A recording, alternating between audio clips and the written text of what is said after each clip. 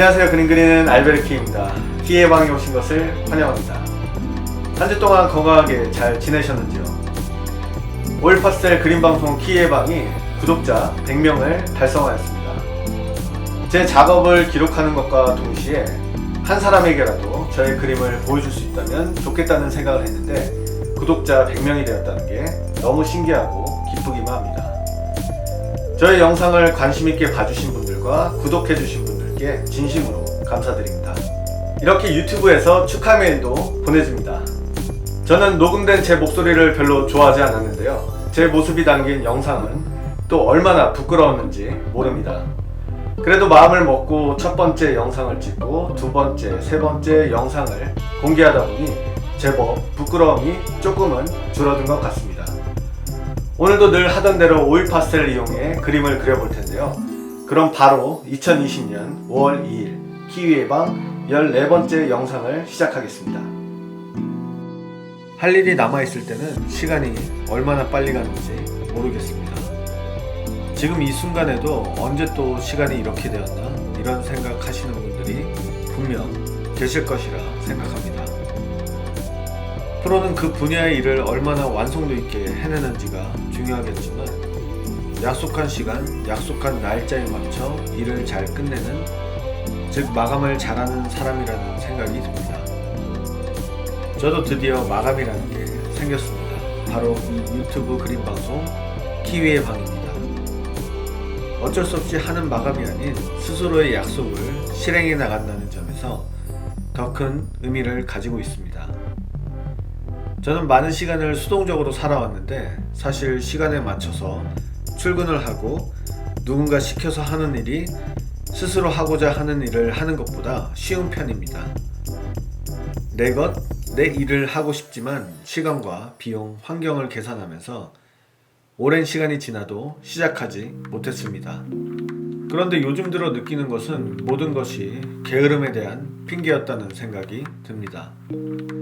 어려운 환경에서도 무언가를 이뤄내시는 분들이 많이 있습니다. 그런 분들을 보면서 스스로를 질책하고 게으름을 조금이나마 이겨내는 것 같습니다.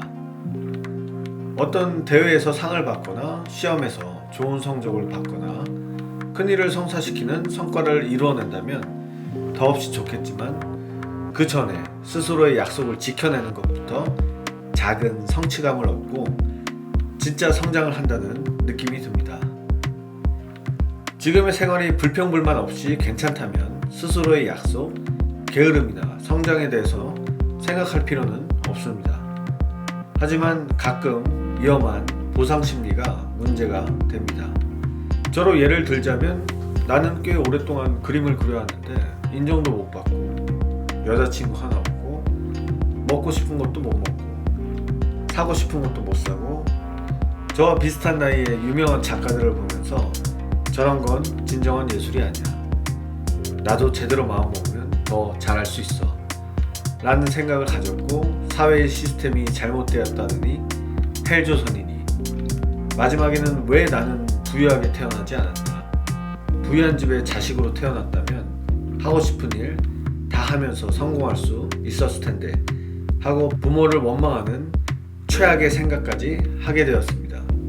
그림으로 보여주고 싶은 게 무엇인지, 어떻게 해야 내 그림을 사람들이 좋아해 줄지, 어떻게 하면 인정받을 수 있을지 고민하지도 알아보지도 않았습니다. 그냥 하다 보면 언젠가는 되겠지 하는 마음으로 이상한 때를 쓰기만 했던 것 같습니다. 생각해보면 막 열심히 하지도 않았습니다. 한마디로 망난이었죠. 아마 주변의 잔소리를 제법 들었을 수도 있습니다. 문제도 어느 정도 알고 있었겠지요.